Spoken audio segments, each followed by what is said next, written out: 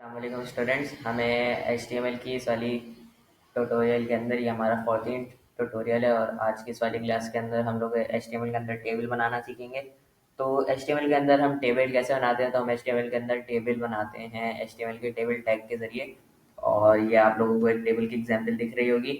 जो ये जो हॉरिजॉन्टल लाइंस हैं ये कहलाती हैं रॉज, और जो वर्टिकल लाइंस है ये कॉलम्स कहलाती हैं। लेकिन हमारे पास HTML के अंदर कोई कॉलम्स के लिए कोई टैग है नहीं, तो हम सिर्फ रॉस से ही काम करते हैं। और उसके अंदर जो भी डेटा होता है वो हम कैसे यूज़ करते हैं, जितना हमारे पास जो डेटा होता है, जैसे ये एक एक सेल जो है ना, जैसे ये 1 लिखा हुआ है, 2 लिखा हुआ है, 3 लिखा हुआ है, तो हम ये एक एक सेल हम लोग इसको कहते हैं टेबल डेटा।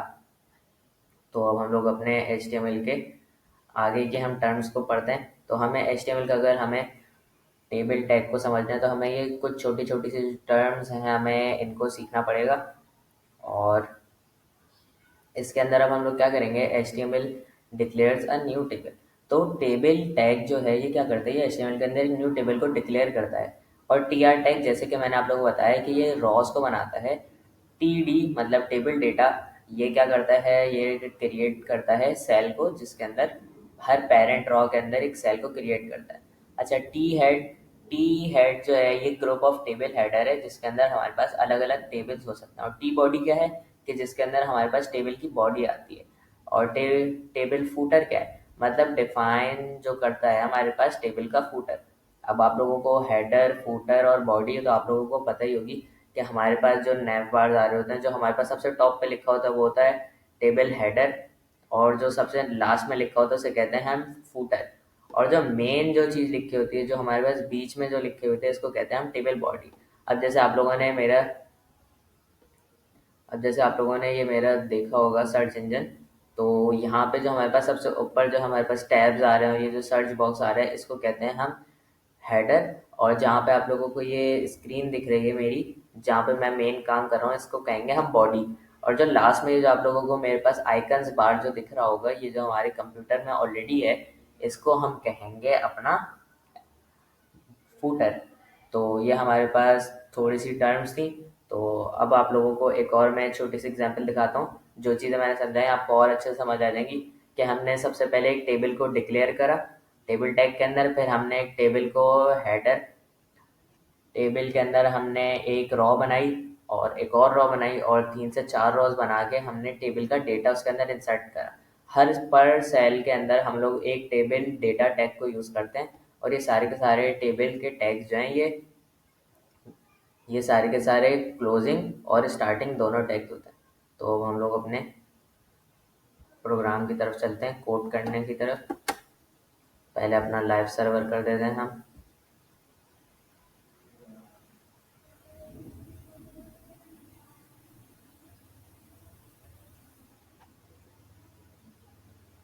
तो अभी कुछ भी नहीं आ रहा है इसके अंदर, तो अब हम लोग अपना कोड लिखना स्टार्ट करते हैं। आज की हमारी जो क्लास है ये है टेबल टैग पे।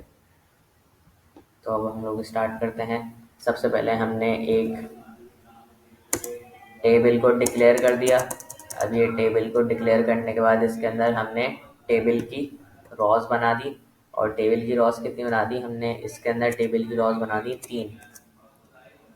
तो हर रॉ के अंदर मैंने आप लोग को बताया था ये अलग अलग डेटा आता है।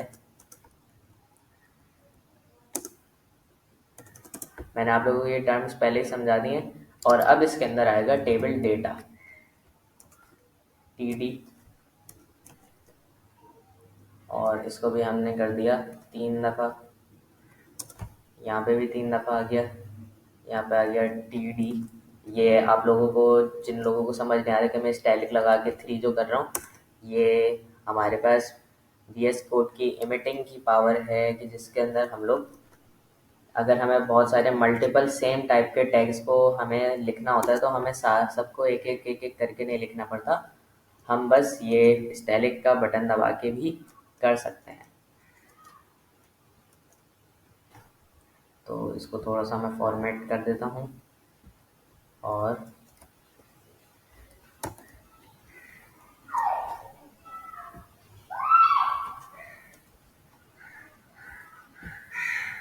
तो अब जो हमारे पास टेबल डेटा है, अब जैसे मैंने इसके अंदर लिख दिया नेम, नेम, और इसके नीचे वाली मैंने सेल के अंदर लिख दिया। मैं एक और चीज़ करता हूँ, मैं अपना जो ब्राउज़र है मैं इसको यूँ कर लेता हूँ ताकि और भी अच्छे से नज़र आए। नेम के, तो मुझे ये भी करना पड़ेगा। अब शायद सही से सबको नज़र आ जाए। नेम आ गया और फिर नेक्स्ट आ गया हमारे पास, नेम के बाद आ गया हमारे पास रोल, रोल नंबर, और फिर हमारे पास नेक्स्ट आ गया हमारे पास उसका ग्रेड। ये हमने एक स्टूडेंट्स का टेबल बना रहे हैं, और मैं आप लोगों को अब टेबल, या आप लोगों को टेबल लग तो बिल्कुल भी नहीं रहा होगा, तो एक्चुअली इसके अंदर हमने कोई बॉर्डर नहीं दिया हुआ। तो अगर हमें इसको टेबल की तरह दिखाना है तो हमें इसके अंदर बॉर्डर देना पड़ेगा। जैसे मैंने इसके अंदर दे दिया 1 पिक्सल सॉलिड रेड,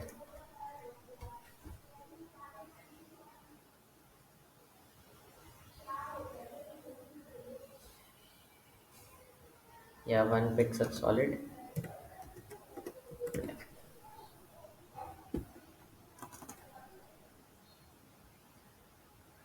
अब ये तो बिल्कुल ही जो है आप लोगों को समझ नहीं आ रहा होगा कि ये हमारे पास पहली रॉ दिख रही है और दूसरी रॉस के नीचे ये क्या दिख रहा है। तो ये भी सेल्स हैं, बस इसके अंदर फ़र्क ये है कि हमारे पास हमने डेटा एंटर नहीं करा है।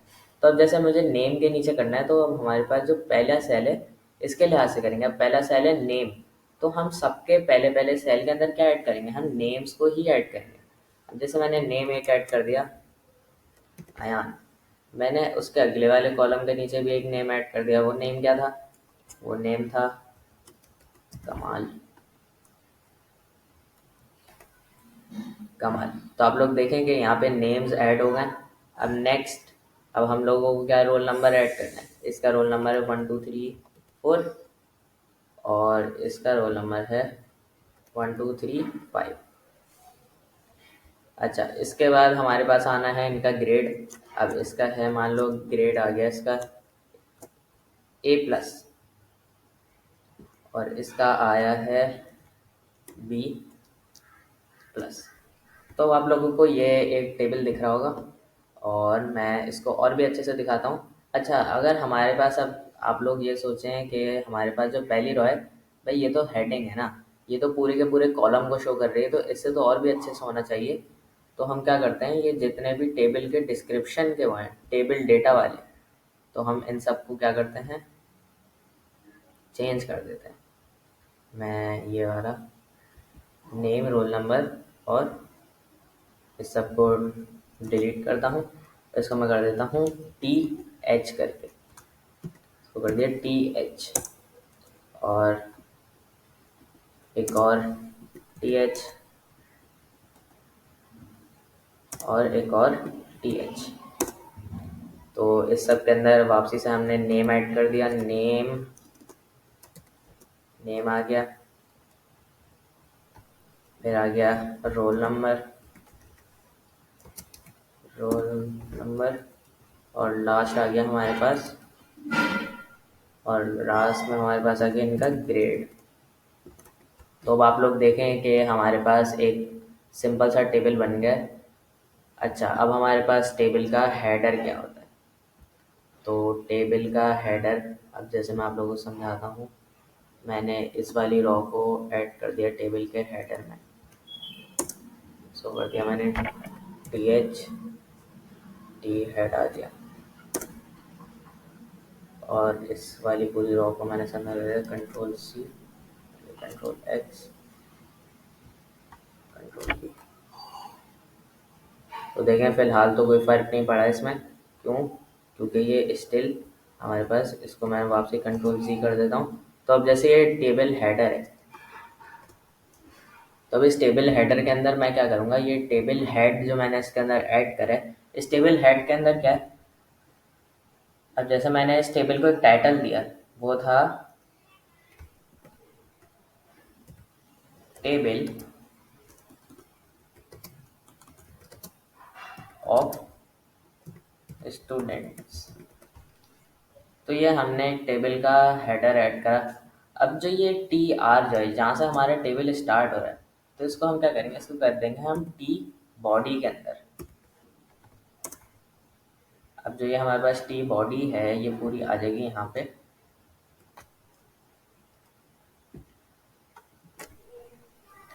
अब देखें ये हमारे पास एक अच्छे से एक टेबल बनता जा रहा है। ये हमने सबसे पहले ये टेबल बनाया, फिर उसको हमने एक हेडर दिया, फिर उसको हमने एक बॉडी दी जिसके अंदर ये सारा काम हुआ, और फिर हम लोगों ने आखिर में दिया इसका टी फूटर। अब टेबल फूटर के अंदर क्या ऐड करेंगे, हम टेबल फूटर के अंदर ऐड करेंगे जो अगर हमने, अब जैसे मैंने ये ऐड कर दिया मेड बाय एडेफ, तो ये टेबल फूटर ऐसे ही ऐड हो गया। तो हमें ज़्यादा कुछ करने की ज़रूरत नहीं है, टेबल फूटर हम बहुत कम ही यूज़ करते हैं। लेकिन जो मेन है वो है टेबल बॉडी और टेबल हेड है। तो आज की क्लास में इतना ही था, और हमने अब टेबल्स को सीख लिया है, और ये जब हमारे HTML का पूरा कोर्स कंप्लीट हो जाएगा तो हम लोग एक बहुत अच्छा सा कैलेंडर बनाएंगे टेबल्स के ऊपर बेस्ड होके। मैंने इसके अंदर एक आध टॉपिक नहीं पढ़ाया, मैं आप लोगों को वो भी पढ़ा देता हूँ। अब जैसे मैंने इसके अंदर ऐड कर दिया टेबल रॉ के अंदर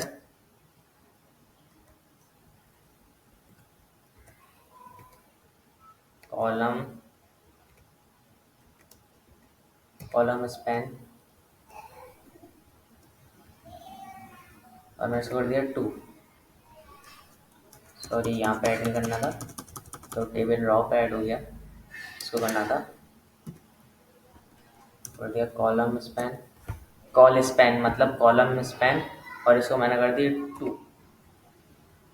तो अब देखें जो हमारे पास नेम है इसने 2 कॉलम्स की जगह ले लिया, और ग्रेड जो है इस ग्रेड के नीचे तो कोई कॉलम ही नहीं आ रहा।